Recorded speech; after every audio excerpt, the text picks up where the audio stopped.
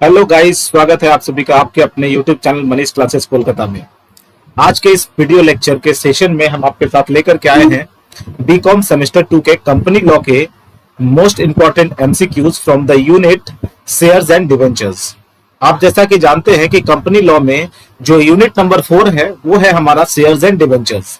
तो shares and debentures के ही हम आपके सामने मोस्ट इंपॉर्टेंट 25 एमसीक्यूज लेकर के आए हैं, जो कि प्रीवियस एग्जामिनेशंस में बहुत बारी पूछा भी गया है और इस बार के एग्जामिनेशंस में भी इसके आने के भरपूर चांसेस हैं। आप जैसा कि जानते हैं कि शेयर्स एंड डिवेंचर्स में आप लोगों का टोटल 16 मार्क्स का वेटेज होता है, जिसमें से आपसे क्वेश्चंस पूछे जाते हैं। और आप यदि इस चैप्टर को थोड़ा सा अच्छे से पढ़ लेंगे तो इसकी एश्योरिटी मैं देता हूं आपको कि आप इस चैप्टर में काफी एक्सेल कर जाएंगे। यदि आपने अभी तक कुछ भी नहीं पढ़ा इस चैप्टर में तो आप ये सिर्फ एमसीक्यूज के सीरीज देख लीजिए। अराउंड 60 to 70 क्वेश्चन जो है हम इस सेशन के दौरान कराएंगे आप लोगों का। इसके लिए हम 3 सेशन लेंगे, जिसका कि आज पहला सेशन है पार्ट 1, जिसमें हम 25 क्वेश्चंस करेंगे। इसके बाद फिर पार्ट 2 आएगा और पार्ट 3 आएगा मोस्ट प्रोबेबली। तो यदि आप इस चैनल पर नए हैं तो हमारे चैनल को सब्सक्राइब कर ले, और यदि आपको हमारा वीडियो अच्छा लग रहा हो और हमारा प्रयास अच्छा लग रहा हो तो आप हमारे चैनल के इस वीडियो को लाइक करें और अपने दोस्तों के बीच में भी शेयर करें, ताकि जिनका भी सेमेस्टर 2 का एग्जामिनेशन है वो अच्छे से इस एग्जाम में एक्सेल कर पाए। तो चलिए बिना किसी टाइम वेस्ट किए हुए हम अपने क्वेश्चंस की तरफ चलते हैं। तो सबसे पहला क्वेश्चन है हमारा देखिए, सबसे पहला क्वेश्चन जो है हमारे सामने,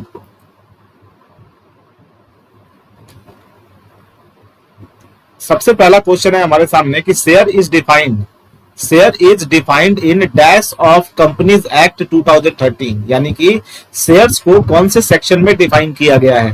तो आप एक चीज तो एकदम अच्छे से याद रखें कि शेयर्स जो है is defined in section 2 sub section 84 of Indian companies act.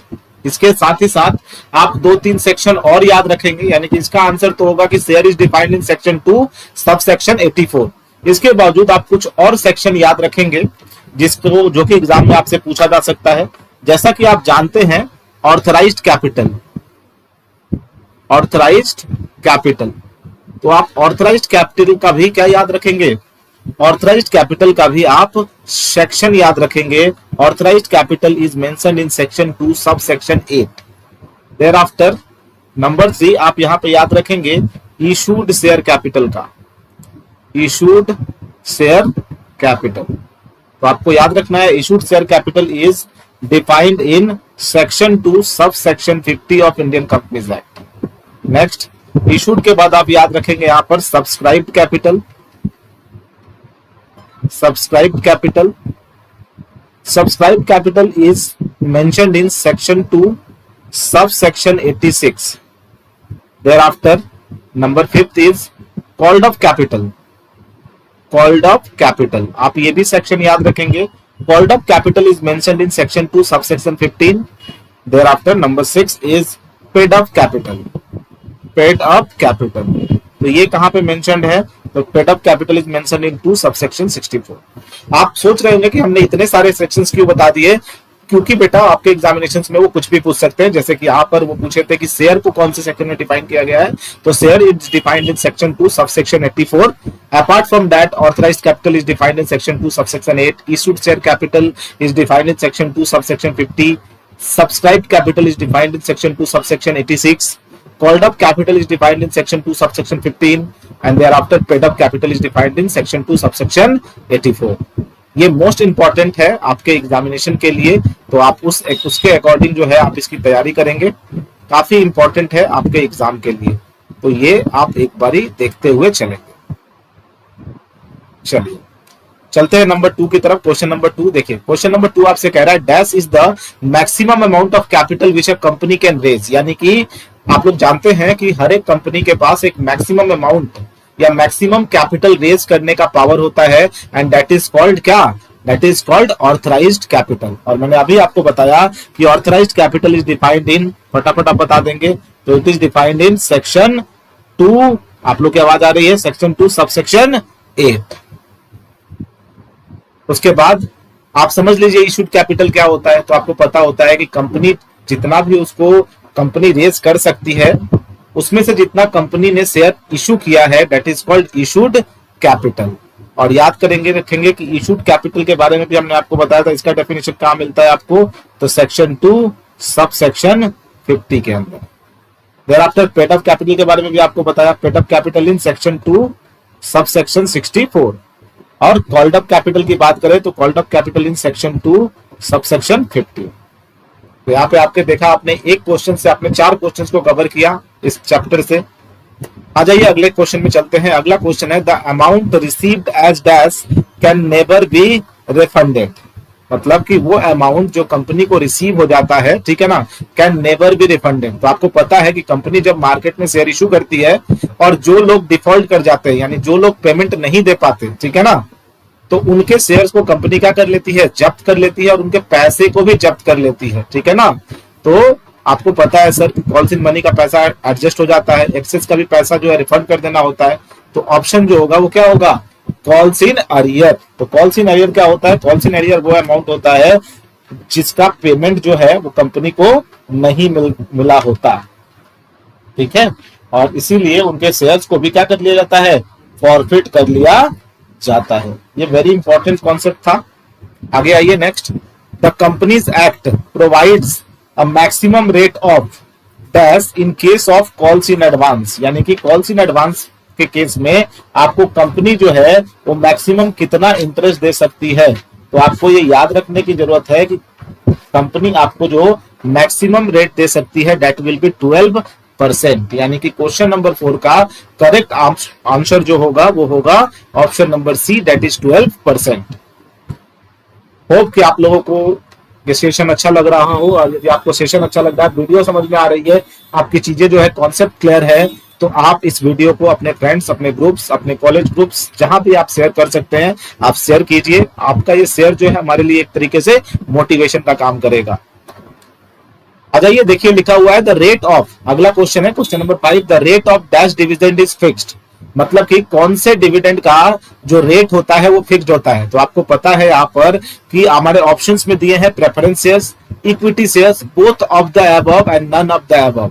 तो देखिए सर, सबसे पहले आप समझिए कि इक्विटी शेयर्स जो होते हैं उसमें तो फिक्स नहीं होता, यानी कि वो तो मार्केट के अकॉर्डिंग या आपके कंपनी के प्रॉफिट के अकॉर्डिंग आपका डिविडेंड डिसाइड होता है। तो ऑप्शन नंबर बी तो कभी नहीं हो सकता, और क्योंकि ऑप्शन बी नहीं होगा तो option C both of the above भी नहीं होगा, और नन ऑफ द अबव का तो कोई सवाल ही नहीं उठता। आप जानते हैं कि प्रेफरेंस शेयर्स का जो डिविडेंड होता है वो हमेशा फिक्स्ड होता है, क्योंकि प्रेफरेंस शेयर्स के पास होते हैं प्रेफरेंशियल क्या राइट्स, जिस प्रेफरेंशियल राइट्स के कारण जो है प्रेफरेंस शेयर होल्डर्स को हमेशा जो है वो क्या मिलता रहता है, एक फिक्स्ड अमाउंट ऑफ डिविडेंड मिलता रहता है। अब मेरा आपसे कुछ एक्स्ट्रा सवाल है। सवाल नंबर 1 है कि ये बताइए कि इक्विटी शेयर्स को कौन से सेक्शन में डिफाइन किया गया है। तो आप कहेंगे sir equity shares is defined in section 43।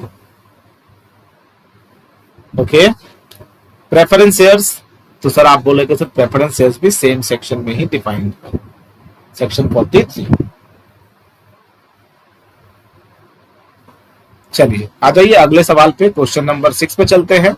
Question number 6 कह रहा है, क्वेश्चन नंबर 6 आपसे कह रहा है कि आप ये बताएं कि the share capital is shown under the head dash in the balance sheet. यानी बैलेंस शीट में शेयर कैपिटल वो कहां दिखाया जाता है। आप कंपनी का बैलेंस शीट देखेंगे तो कंपनी के बैलेंस शीट में सबसे ऊपर होता है लाइबिलिटीज और उसके नीचे होता है शेयर होल्डर्स फंड, और शेयर होल्डर्स फंड के नीचे ही हम लिखते हैं equity share capital and preference share capital. तो आपका ऑप्शन जो होगा वो option number C is the correct answer, that is called share holders fund. 6 question हम कर चुके हैं और काफी एंजॉय कर रहे हैं आप लोग ये सेशन। क्वेश्चन नंबर 7 देखते हैं। क्वेश्चन नंबर 7 है आपसे, the difference between called up capital and dash forms the paid up capital. मतलब कि कॉल्ड अप और कौन से कैपिटल को मिला के पेड अप कैपिटल बनता है। ये इंपॉर्टेंट क्वेश्चन है, तो आप कहोगे सर याद रखेंगे। देखिए क्या होता है कि कॉल्ड अप कैपिटल प्लस, याद रखिएगा, called up capital plus calls in arrear. यानी कि कॉल्स इन अरियर यानी कि जो पैसा नहीं मिला, जो अभी तक मिल गया और जो नहीं मिला, इन दोनों को जब हम ऐड कर देते हैं तो ये बनता है सर क्या, that will formed paid up capital, इसी को बोलते हैं पेड अप कैपिटल। आप लोग एक बार देखेंगे इसे जरा।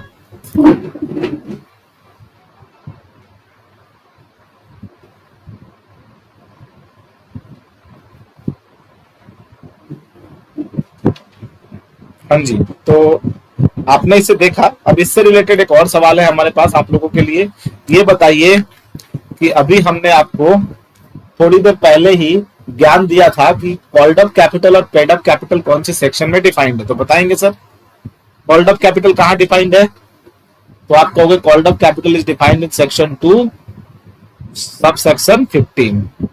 और मैं कहूं कि सर पेड अप कैपिटल कहां पे डिफाइंड है, तो आप क्या कहोगे बताइए। आशा करते हैं आप समझ गए होंगे। तो पेड अप कैपिटल कहां पे डिफाइंड है, तो it is defined in section 2 sub section 64। चलिए क्वेश्चन नंबर 8 पे चलते हैं। क्वेश्चन नंबर 8 लिखा हुआ है कि dash are the owners of the company. सभी को पता है कि share holders are called the owner of the company. Share holders को कंपनी का क्या कहा माना जाता है, ओनर माना जाता है, क्योंकि वो किसी भी कंपनी में क्या करते हैं, शेयर होल्ड करते हैं। Question number 9 dash does not form part of paid up capital. इनमें से कौन सा पेड अप कैपिटल का पार्ट नहीं है? Which of the following does not forms a part of paid up capital? तो पेड अप कैपिटल में sir आपका कौन सा पार्ट नहीं है? आप आराम से देखेंगे कि इसमें से कौन सा जो है वो पेड अप कैपिटल का पार्ट नहीं है। तो आप सभी को पता है कि कॉल्सिन एरियर, अभी थोड़ी देर पहले बताया कि कॉल्सिन एरियर में क्या होता है, called up capital plus calls in arrear is equal to paid up capital. दूसरा है फॉरफीचर। फॉरफीचर कंपनी जब्त कर लेती है। Calls in advance will not form a part of paid up capital। Option number C जो है इसका बी जो है वो करेक्ट आंसर होगा, कॉल्स इन एडवांस। आइए क्वेश्चन नंबर 10 पे चल चुके हैं। क्वेश्चन नंबर 10 आपसे कह रहा है the share capital is shown under the head in the balance sheet. अभी थोड़ी देर पहले ही बताया कि शेयर कैपिटल को कौन से बैलेंस शीट के कौन से हेड के अंदर दिखाया जाता है। तो आप कंपनी का बैलेंस शीट जब चेक करोगे तो आप देखोगे इक्विटी एंड लायबिलिटी सबसे ऊपर होता है, और इक्विटी एंड लायबिलिटीज के अंदर होता है शेयर होल्डर्स फंड, और शेयर होल्डर्स फंड के नीचे ही होता है क्या, तो इक्विटी शेयर और उसके नीचे होता है प्रेफरेंस शेयर्स।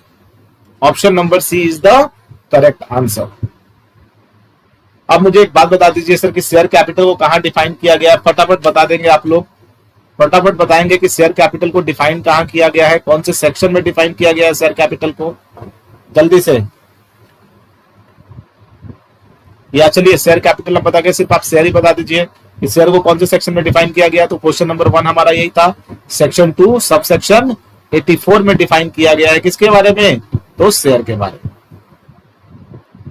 चलिए क्वेश्चन नंबर 11 आ चुके हैं हम लोग। क्वेश्चन 11 आपसे कह रहा है the excess of current asset over current liability. तो current asset minus current liability is called, ये सभी को पता होना चाहिए कि current asset minus current liability is called working capital. Current asset से करंट लाइबिलिटी को माइनस कर देंगे, जो बच जाएगा वो वर्किंग कैपिटल होता है। तो आप याद रख लेंगे working capital is equal to current asset minus current liabilities. ये एक इक्वेशन भी है जो कि आप कंपनीज अकाउंट के दौरान पढ़ते थे। Dash generally enjoy voting right, मतलब किनके पास वोटिंग राइट होता है, तो प्रेफरेंस शेयर होल्डर्स के पास वोटिंग राइट नहीं होता, क्योंकि इनके पास प्रेफरेंशियल राइट होता है, and they are not owners of the company.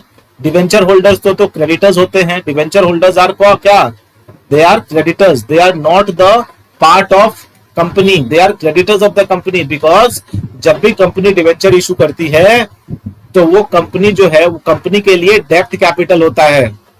तो ऑप्शन नंबर बी भी नहीं होगा। इक्विटी शेयर होल्डर्स जो होंगे they enjoy voting right, equity share holders के पास होता है voting right. Question number 13, question number 13 लिखा है the term employees stock option plan, जिसको हम लोग शॉर्ट फॉर्म में ईशॉप भी बोलते हैं। Employees stock option plan has been defined under dash of the companies act, यानी ईशॉप को कौन से सेक्शन में डिफाइन किया गया है, तो it is defined in section 2 sub section 37 of Indian companies act. इसमें डिफाइन किया गया है ईशॉप के बारे में, that is employees stock option plan के बारे में। Now let's move to question number 14। Question number 14 आपसे कह रहा है dash govern the redemption of preference shares, यानी कि किस सेक्शन में रिडम्पशन ऑफ प्रेफरेंस शेयर्स का प्रोविजन दिया हुआ है। तो it is given in section 55। आप याद रखेंगे सेक्शन नंबर 55 में डिफाइन किया गया है रिडम्पशन ऑफ प्रेफरेंस शेयर्स के प्रोविजंस के बारे में। Now next question number 15 dash takes place when the share pass from one person to another by a voluntary act, मतलब कि कोई व्यक्ति अपनी खुद की मर्जी से शेयर को एक पर्सन से दूसरे पर्सन के पास ट्रांसफर करता है तो हम इसे किस नाम से बुलाते हैं। It is called transfer of shares. क्या बोलते हैं इसे? ट्रांसफर ऑफ शेयर्स कहते हैं। क्वेश्चन नंबर 16 और क्वेश्चन नंबर 16 आपसे कह रहा है कि a company can issue only such preference shares which are redeemable within dash from the date of issue, यानी कि कोई कंपनी जो है वैसे डिवेंचर्स ही इशू, वैसे प्रेफरेंस शेयर्स ही इशू कर सकती हैं जिनका रिडम्पशन जो है डेट ऑफ इशू से 20 साल के अंदर तक में हो। नेक्स्ट क्वेश्चन नंबर 17 है। क्वेश्चन नंबर 17 आपसे कह रहा है debentures are shown in the company balance sheet under, यानी कि डिवेंचर्स को कंपनी के बैलेंस शीट में कहां पे शो किया जाता है। तो it is shown in non current liabilities. ये कंपनी के लिए नॉन करेंट लाइबिलिटीज है क्योंकि डिवेंचर का जो पेमेंट होता है वो कंपनियां जनरली लॉन्ग टर्म में करती है, इसीलिए डिवेंचर को नॉन करेंट लाइबिलिटीज में रखा जाता है।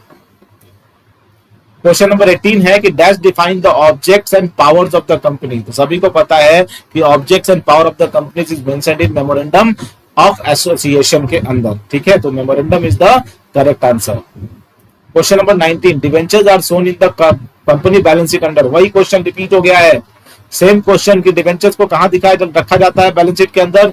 आप कहोगे नॉन करेंट लाइबिलिटीज के अंदर रखा जाता है इसे। Now question number 20 The memorandum of association is a dash document of the company. तो memorandum of association is a fundamental document. आपको पता है कंपनी में दो डॉक्यूमेंट फंडामेंटल होते हैं, एक को कहते हैं आर्टिकल ऑफ एसोसिएशन और दूसरा कहते हैं memorandum of association. Fundamental document इसलिए क्योंकि कंपनी के इनकॉर्पोरेशन के टाइम पर इन दो डॉक्यूमेंट का रिक्वायरमेंट होता है। Question number 21 dash defines the relationship between company and it's क्या मेंबर्स। तो it is article of association में डिफाइन किया गया है कंपनी और उसके मेंबर के बीच का रिलेशनशिप को। पावर्स डिफाइन किया गया है मेमोरेंडम ऑफ एसोसिएशन में। क्वेश्चन नंबर 22 में आ चुके हैं। क्वेश्चन नंबर 22 आपसे कह रहा है dash company has no capacity to issue prospectus, मतलब कौन से कंपनी के पास पावर नहीं है कि वो मार्केट में प्रोस्पेक्टस इशू कर सकती है। Option A is private company, option number B is public company, option number C is dormant company and option number D is none of the above. So all of us know that private company has no capacity to issue prospectus, यानी private company के पास ये capacity नहीं है कि वो market में prospectus issue करे। क्वेश्चन नंबर 23 है कि shares can be issued by the public company through, यानी कि शेयर जो है पब्लिक कंपनी में शेयर्स कैसे इशू किए जाते हैं। तो it is issued through public offer, किसके द्वारा? पब्लिक के ऑफर द्वारा। Question number 24 profit on sale of forfeited share is transferred to, यानी कि फॉरफिटेड शेयर के ऊपर जो भी पैसा आपका बच जाता है, यानी जब रीइश्यू करते हो और जो भी प्रॉफिट होता है that will be transferred to capital reserve. कहां पे हम ट्रांसफर करते हैं? कैपिटल रिजर्व में ट्रांसफर करते हैं। And the last one is reserve capital of a company. Company का रिजर्व कैपिटल जो होता है इसको हम लोग कंपनी बना के रखती है और ये तभी इसको डिसॉल्व किया जाएगा या लिक्विडेट किया जाएगा जब कंपनी जो है वो वाइंड अप या लिक्विडेशन के प्रोसेस में होगी, यानी कंपनी जो जब बंद होने के प्रोसेस में रहेगी उस टाइम पर जो है रिजर्व कैपिटल को लिक्विडेट किया जा सकता है। उससे पहले जो है कोई भी कंपनी की अथॉरिटी जो है इसको लिक्विडेट नहीं कर सकती। तो ये जो था आज के हमारे क्लास में हमने पढ़ा शेयर्स एंड डिवेंचर्स के मोस्ट इंपॉर्टेंट 25 एमसीक्यूज जो कि एग्जामिनेशन में बहुत बार रिपीट हुए हैं और इस बार आने वाले टाइम में आप देखेंगे कि आपको इसमें से बहुत सारे क्वेश्चंस जो है वो मिलने वाले हैं। तो बच्चों, आप लोगों से रिक्वेस्ट रहेगी कि आप वीडियो को बिना स्किप किए हुए देखें, ताकि आपको हर एक चीज जो है अच्छे तरीके से समझ में आए, क्योंकि हर एक चीज के साथ हमने आपको लिंकअप जोड़ा है, चीजों को बताया है, उसको एक्सप्लेन किया है। तो कोशिश करिए कि आप लोग हर एक चीज जो है वो लिटरली एकदम बारीकी से देखें, स्किप ना करें। तो इस वीडियो में इतना ही, अगला पार्ट जल्द आएगा। धन्यवाद।